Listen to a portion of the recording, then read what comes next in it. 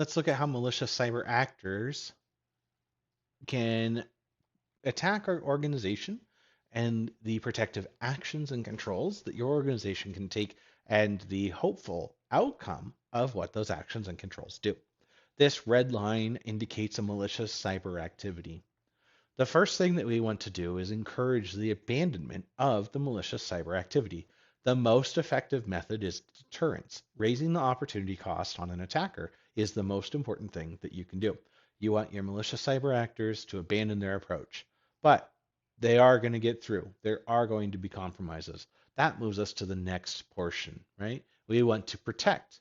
We want to protect our cyber assets and we want to prevent their misconfiguration or the ability to exploit that system.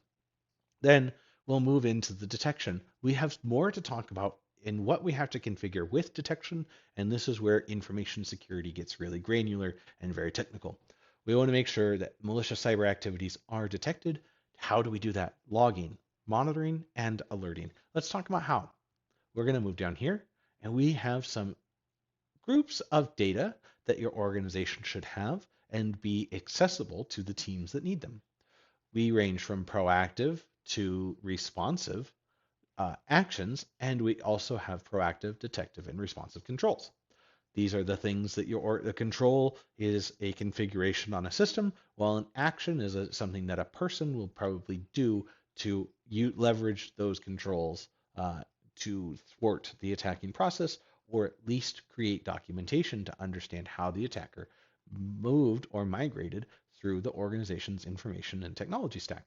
So let's come back up. We want to make sure logging, monitoring, and alerting are configured appropriately. And we look for atomic, or we want to look for behavioral anomalies that should be raised in the security perimeter.